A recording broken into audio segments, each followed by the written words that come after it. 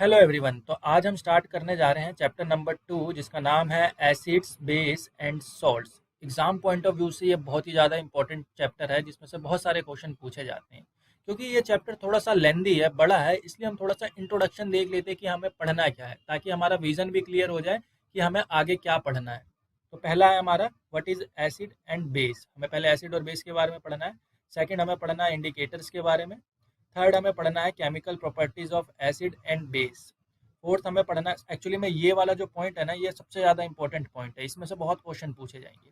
Fourth जो हमें पढ़ना है वो है पीएच एंड इट्स कैलकुलेशन, ये भी एक इंपॉर्टेंट पॉइंट है।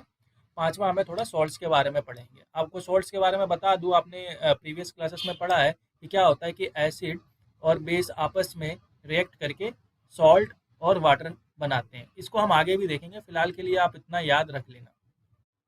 तो सबसे पहले हम स्टार्ट करते हैं अपने फर्स्ट टॉपिक से, जो है हमारा एसिड्स। तो एसिड्स के बारे में आपने प्रीवियस क्लासेस में भी खूब पढ़ा है। इसमें हमने देखा है कि जो एसिड्स होते हैं ऐसे सब्सटेंसेस होते हैं जो सोर इन टेस्ट होते हैं, स्वाद में खट्टे होते हैं।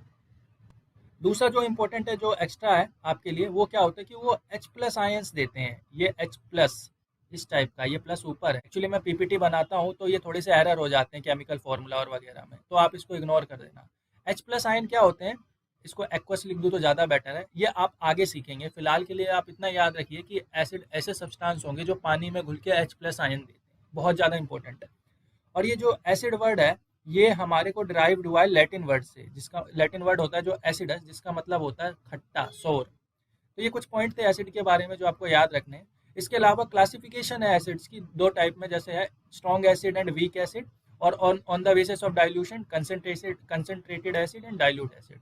तो सबसे पहले जो स्ट्रॉन्ग एसिड होता है वो क्या होता है कि ऐसे एसिड होते हैं जो पानी में घुलने के बाद पूरा डिसोसिएट हो जाते हैं पानी में, मतलब अपने आयन में पूरा का पूरा डिसोसिएट हो जाएंगे। ये भी हम आगे पढ़ेंगे, जैसे कि ये H प्लस और Cl नेगेटिव में डिसोसिएट हो जाएगा HCl। इसी तरीके से H2SO4 भी डिसोसिएट हो जाएगा, HNO3 भी डिसोसिएट हो जाएगा। वीक एसिड क्या होंगे, जो पानी में पूरी तरीके से डिसोसिएट नहीं होते, इनमें इक्विलिब्रियम लगा रहता है कि बने टूटेगा भी और जुड़ेगा भी, इस तरीके से होता है। जैसे कि एसिटिक एसिड है ना, CH3COOH, तो अगर ये पूरा डिसोसिएट हो जाता तो एक एरो लगाते और इस तरीके से लिखते CH3C double bond O negative और प्लस H प्लस, इस तरीके से लिखते, लेकिन ऐसा होता नहीं है।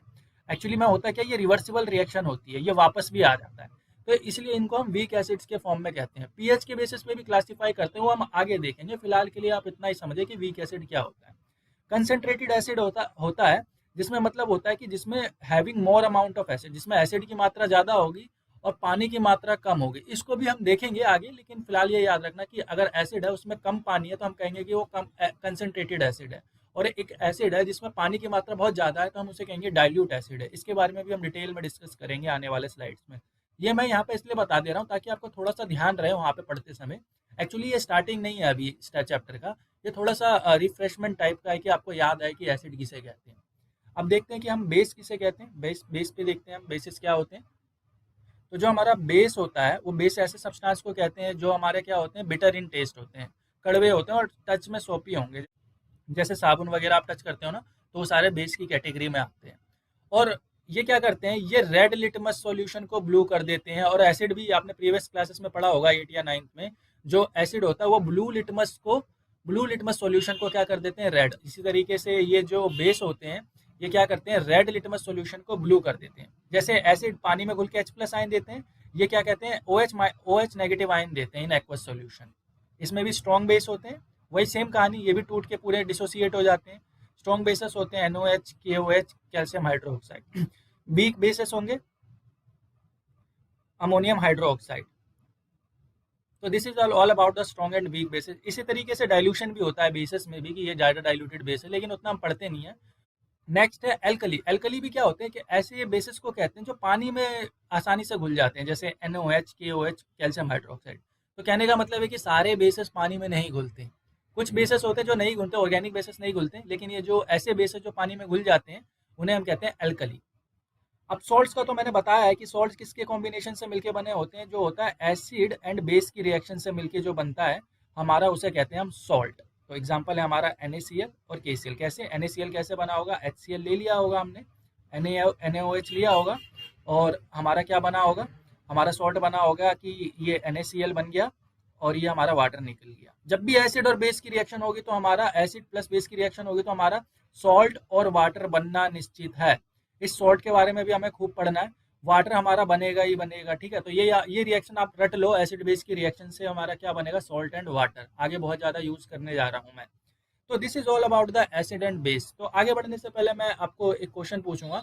तो अक्सर क्या होता है कि हम खाना खाते हैं तो किसी को एसिडिटी वगैरह हो जाती है।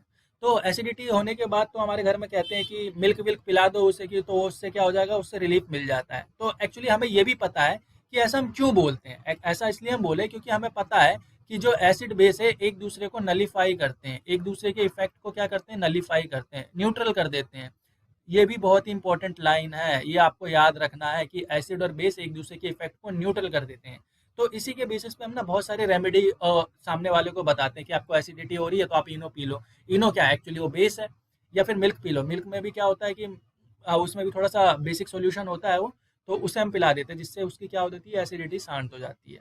तो this is all about the acid base and salts. तो नेक्स्ट हम देखते हैं कि इंडिकेटर्स क्या होते हैं।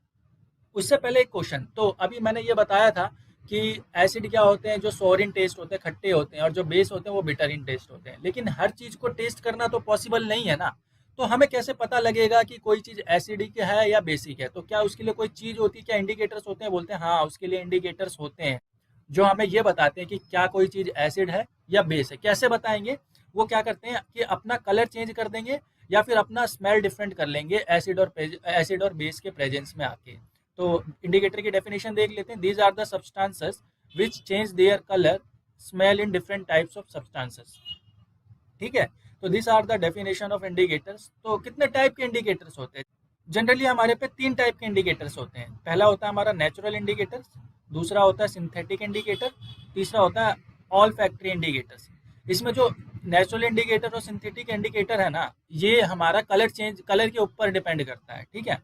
और जो ऑल फैक्ट्री है ये हमारा किसके ऊपर है, स्मेल के ऊपर। तो ये दोनों हमारे कलर के ऊपर है। मतलब कलर चेंज करेंगे एसिड और बेस के प्रेजेंस में आके, तो ये क्या करेगा, अपना स्मेल चेंज कर लेगा एसिड और बेस के प्रेजेंस में आके। तो चलिए इनको ना डिटेल में डिस्कस करते हैं। इसमें अभी आने वाला है लिटमस भी। तो सबसे पहले हम करते हैं कि नेचुरल इंडिकेटर किसे कहते हैं। नेचुरल इंडिकेटर, तो नाम से ही पता लग रहा है कि ऐसी चीज जो नेचर से मिल जाती है हमें। उसके लिए हमें सिंथेटिक कोई बनाना मिक्स विक्स नहीं करता केमिकल्स का, डायरेक्टली हमें नेचर से मिल जाती है। तो उसमें जो सबसे पहला है इंडिकेटर वो होता है हमारा लिटमस। जो आपने प्रीवियस क्लासेस में पढ़ा होगा, litmus paper, blue litmus paper होता है, रेड लिटमस पेपर होता है, सॉल्यूशन के बारे में भी पढ़ा होगा। लेकिन इसको थोड़ा ना डिटेल में जान के आपको मजा आ जाएगा कि एक्चुअली में लिटमस होता क्या है। देखो, जो लिटमस होता है ना, वो एक होता है पर्पल कलर का डाई। पर्पल कलर का हमारे पे क्या होता है, डाई होता है, जो कि हम एक प्लांट से निकालते हैं जिसका नाम होता है लाइकन। और ये लाइकन जो प्लांट है, ये थैलोफाइट में, जो आपने 9th क्लास में पढ़ा है ना किंगडम्स में, थैलोफाइटा के ग्रुप से बिलोंग करता है। तो ये जब न्यूट्रल होता है ना, लिटमस जब हमारा न्यूट्रल होगा, न्यूट्रल, तो ये होता है पर्पल कलर का। ध्यान से सुनना, पर्पल कलर का होगा। बट जैसे ही इसमें हमने एसिड डाल दिया, तो ये बन जाता है हमारा रेड कलर का सॉल्यूशन। और जैसे ही हमने इसमें बेस डाल दिया, तो इसमें ये हो जाता है हमारा ब्लू कलर का सॉल्यूशन। ये बहुत ज़्यादा इंपॉर्टेंट है। तो डायरेक्टली हम क्या कर सकते हैं कि हम लिटमस ले सकते हैं, उसमें एसिड डाल देते हैं तो वो रेड कलर का हो जाएगा। तो इससे हमें पता लग जाता है कि ये कंपाउंड एसिडिक है। या फिर उसमें बेस डाल देते हैं तो वो ब्लू कलर का हो जाता है। तो इससे ये पता लग जाता है कि वो ब्लू कलर का जो वो कंपाउंड है वो बेस है। सो ये लिटमस के बारे में था। एक्चुअली में क्या होता है ना कि लिटमस एक सॉल्यूशन के फॉर्म में आता है ना, तो ये पर्पल कलर का होता है। तो पर्पल कलर की टाइप लेके बार बार एसिड और बेस में डिस्टिंग्विश करना कठिन होता है। तो हम क्या करते हैं ना, इसी जो एसिड कलर जो आया है ना, रेड और ब्लू कलर का जो सॉल्यूशन आया, इसी को हम सॉल्यूशन फॉर्म में यूज करते हैं टेस्ट करने के लिए कि एसिड है या बेस। और इसी का हम पेपर भी बना लेते हैं, रेड लिटमस पेपर और ब्लू लिटमस पेपर। एक्चुअली जो आप पेपर पढ़ते थे वो क्या था कि उसमें पहले एसिड डाल देते हैं। रेड जो सॉल्यूशन बना उसी से बनता है रेड लिटमस पेपर, जो रेड सॉल्यूशन बना है उसी से बनता है red litmus paper, red litmus paper बनता है। और जो ब्लू सॉल्यूशन से बनता है उसे कहते हैं ब्लू लिटमस पेपर। अब क्या करेंगे, देखो, अब ये रेड है, अब ये एसिड है। एसिड पे तो कोई फर्क नहीं पड़ेगा, इस पे क्या होगा, एसिड डालने पे नो इफेक्ट, कोई भी इफेक्ट नहीं पड़ेगा रेड लिटमस पेपर पे। लेकिन जैसे ही हम इसमें बेस डाल देंगे, ये देखो, रेड लिटमस पेपर पे जैसे ही हमने क्या डाल दिया, बेस डाल दिया, तो वो क्या हो गया, ब्लू कलर का सॉल्यूशन हो जाता है, ब्लू कलर का सॉल्यूशन। तो देख रहे हो किस तरीके से पूरी कहानी घूम के आ रही है, ब्लू कलर का सॉल्यूशन हो गया है। सिमिलरली ये जो ब्लू कलर का ये जो सॉल्यूशन है, इसी का पेपर बना लेते हैं। अब इसी ब्लू कलर के सॉल्यूशन में डाल दो या पेपर में डाल दो, अगर इसमें हम बेस डाल देंगे तो कोई भी इफेक्ट नहीं है, नो इफेक्ट, कुछ भी नहीं होगा, नो इफेक्ट। लेकिन जैसे ही इस ब्लू कलर को एसिडिक सॉल्यूशन में डाल दिया तो ये क्या हो जाएगा, रेड हो जाएगा। तो इससे हमें पता चल जाता है कि वो कंपाउंड एसिडिक है। तो आपको समझ में आ गया होगा कि लिटमस की कहानी क्या है, क्या होता है लिटमस। एक्चुअली में जो लिटमस होता है वो पर्पल कलर का डाई होता है, उसमें एसिड डालते हैं तो वो बन जाता है रेड कलर का सॉल्यूशन, और उसमें बेस डाल देते हैं तो वो बन जाता है ब्लू कलर का सॉल्यूशन। और इन्हीं सॉल्यूशन को हम फिर अगेन टेस्ट कर सकते हैं एसिड और बेस के लिए। तो इनडायरेक्टली आपने जो पढ़ा था 8 या 9 क्लासेस में, कि जो ब्लू लिटमस पेपर जो होता है, लिटमस पेपर है, वो क्या करता है, ब्लू लिटमस पेपर क्या करता है, ये एसिड के लिए होता है।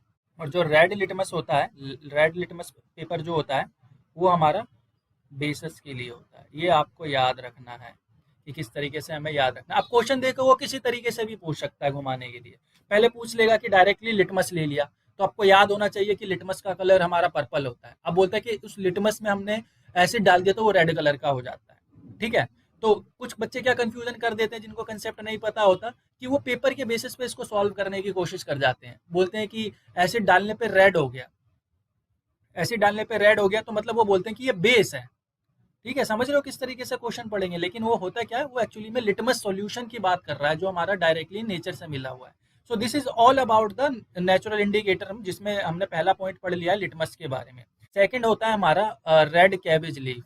रेड कैबेज, जो पत्ता गोभी होती है ना लाल कलर की, उसके भी पत्ते हमारे एसिड और बेस को बताते हैं। कैसे बताते हैं, वो एसिडिक सॉल्यूशन में जो होता है उसका कलर हो जाता है हमारा रेड, और धीरे धीरे जैसे ही वो बेसिक होने लगता है तो इस तरीके से कलर चेंज होते हैं उसके, रेड से पिंक पिंक, फिर उसका पत्ता गोभी का ही कलर आ जाएगा पर्पल, फिर ब्लू ब्लू ब्लू, एंड में फाइनली जो होता है वो हमारा ग्रीन हो जाता है। ये याद रखना है आपको। ब्लू भी आता है बीच में, ब्लू भी आ जाता है कभी कभी, वो याद रखना। मतलब एसिडिक सॉल्यूशन में तो रेड हो जाता है, और क्या कहते हैं बेसिक सॉल्यूशन में उसका कलर कैसा हो जाएगा, ग्रीन कलर का हो जाता है। ये हमारा था रेड कैबेज लीव्स। एक और तरह का नेचुरल इंडिकेटर होता है जो एक प्लांट होता है एक्चुअली में, उसका नाम है हाइड्रेंजिया। एक्चुअली ये चाइना में पाया जाता है हाइड्रेंजिया, ये जो नीचे लिखा हुआ है ना हाइड्रेंजिया, ये वाला हाइड्रेंजिया फ्लावर, हाइड्रेंजिया फ्लावर, ठीक है। एक्चुअली में ये जो न्यूट्रल पीएच होता है ना, जब मतलब कि ना ही एसिडिक हो, न्यूट्रल पीएच पे क्या होता है, ये न्यूट्रल जो पीएच होगा, न्यूट्रल पीएच नहीं, मतलब न्यूट्रल जो सॉल्यूशन होगा, पीएच तो आपने पढ़ा ही नहीं अभी, जो न्यूट्रल सॉल्यूशन होगा उसमें इसका कलर होता है पर्पल। समटाइम्स ये मिक्स भी होता है, पिंक और ब्लू के कॉम्बिनेशन में भी होता है। तो जब इस फ्लावर को हम बेस के प्रेजेंस पे लेके जाते हैं तो इसका कलर हो जाता है पिंक कलर का, और जब इस फ्लावर को हम एसिड के प्रेजेंस में लेके जाते हैं तो इसका कलर हो जाता है ब्लू कलर का, ब्लू कलर हो जाता है एसिड के प्रेजेंस में। तो ये इस तरीके से हाइड्रेंजिया का फ्लावर हमें एसिड और बेस बताता है कि कौन एसिड है कौन बेस है। फोर्थ जो हमारा नेचुरल इंडिकेटर है वो है हमारा टर्मरिक। टर्मरिक आपने जो हल्दी है उसके बारे में भी सुना ही होगा प्रीवियस क्लासेस में, 8 क्लासेस में। जो टर्मरिक होता है जब ये हमारा बेस के कांटेक्ट में आ जाता है, वैसे तो येलो कलर का होता है, ये येलो कलर का होता है, जैसे ये बेस के कांटेक्ट में आता है तो ये रेडिश ब्राउन कलर का हो जाता है, रेडिश ब्राउन कलर का।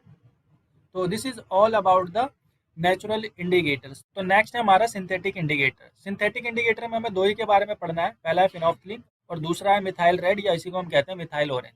तो फिनोफ्थलीन जो होता है वो जनरली बेस के लिए यूज करते हैं, कि बेसिक कंपाउंड के लिए हमें पता करने के लिए करते हैं। ये क्या होता है, जब हमारा कोई भी एसिडिक कंपाउंड होता है, एसिडिक, अगर हमारे पे कंपाउंड एसिडिक होगा या फिर न्यूट्रल होगा, तो उस समय इसका जो कलर होता है वो होता है कलरलेस सॉल्यूशन, कोई भी कलर नहीं शो करेगा। लेकिन जैसे ही इसको हम बेस के साथ ट्रीट करते हैं तो ये अपना कलर चेंज कर देता है और वो पिंक कलर में बदल जाता है, जिससे हमें पता चल जाता है कि जो कंपाउंड है हमारा बेसिक है।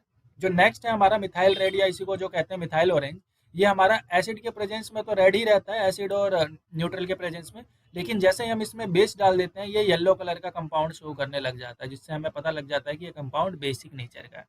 So this is all about the synthetic indicators. अब जो हमारा एक इंडिकेटर बच गया है उसे कहते हैं हम ऑल्फैक्टरी इंडिकेटर, उसको हम टेबल फॉर्म में ही देख लेते हैं कि क्या होता है। तो सबसे पहले हम ऑल फैक्ट्री इंडिकेटर ही देख लेते हैं। जो मैंने बताया था कि जो ऑल फैक्ट्री इंडिकेटर होता है वो स्मेल से रिलेटेड इंडिकेटर होता है, स्मेल से बताता है कि कोई भी कंपाउंड एसिडिक है या बेसिक है। तो उसमें क्या होता है, सबसे पहले होता है हमारा ओनियन। तो आप एक ओनियन ले लो और ओनियन को फ्रिज में कपड़े में लपेट के रख दो, और उस कपड़े सुबह उठ के उस कपड़े के स्ट्राइप्स बना लो, और उस स्ट्राइप्स पे हम क्या करते हैं, डाइल्यूट H2SO4 या कोई भी एसिड डाल के देखते हैं। तो जैसे ही हमने एसिड डाला तो उसकी जो स्मेल है वो रिटेन रहती है, करेक्टरिस्टिक स्मेल रहती है। लेकिन जैसे हम बेस डालते हैं ना तो उसमें कोई भी स्मेल नहीं आती। सिमिलरली हमारा जो वेनिला एसेंस होता है उसका भी यही कहानी होता है। उसमें भी क्या होता है, एसिड में तो स्मेल रिटेन हो जाती है लेकिन बेसिस में कोई भी स्मेल नहीं रहती। थर्ड होता है हमारा जो होता है क्लोव ऑयल, उसमें भी सेम कहानी, एसिड में रिटेन हो जाती है स्मेल, और वो जो बेस होता है उसमें वो अपनी स्मेल खो देता है, स्मेल ही नहीं आती है। तो इस तरीके से जो ऑल फैक्ट्री इंडिकेटर्स होते हैं हमें ये बताते हैं कि कोई भी कंपाउंड एसिडिक है या बेसिक है। तो जितना भी हमने पढ़ा एक बार एक सिमराइज देख लेते हैं कि क्या होता है या नहीं होता है। तो हमने पढ़ा था लिटमस के बारे में। तो लिटमस क्या होता है, एसिड में लिटमस, वो पर्पल वाले की बात कर रहा है, पर्पल वाले की, ठीक है। तो लिटमस जो एसिडिक होगा उसमें तो वो रेड कलर का हो जाएगा, और बेसिक में क्या हो जाएगा, blue. B for basic, B for blue, ठीक। रेड कैबिज एब्स्ट्रैक्ट वो क्या होगा, रेड हो जाएगा एसिडिक में, और जो बेसिक होगा उसमें हो जाएगा ग्रीन। इसी तरीके से फ्लावर ऑफ हाइड्रेजनिया प्लांट, उसका क्या होगा, वो एसिडिक में तो ब्लू हो जाता है लेकिन बेस में क्या हो जाता है, पिंक हो जाता है। सिमिलरली जो टर्मरिक होता है एसिड में तो कोई चेंज ही नहीं होता है, और लेकिन जो बेस में होता है वो रेड हो जाता है। सिंथेटिक में हमने देखा था फिनोफ्थलीन। फिनोफ्थलीन में क्या देखा था हमने कि जो एसिडिक या फिर न्यूट्रल होगा उसमें वो कलरलेस रहता है, लेकिन बेस में क्या हो जाता है, वो पिंक हो जाता है। फाइनली जो एक हमारा बच गया था मिथाइल ऑरेंज। मिथाइल ऑरेंज क्या होता है, वो एसिडिक में तो रेड रहता है और बाकी जो बेसिक होता है उसमें येलो कलर का हो जाता है। So this is all about the indicator acid base and salts. तो इस वीडियो में बस इतना ही। नेक्स्ट वाली वीडियो से हमारी जो एक्चुअल एसिड बेस है वो स्टार्ट हो जाएगा, जिसमें हम केमिकल प्रॉपर्टीज के बारे में डिटेल में डिस्कस करेंगे। So thank you so much for watching this video.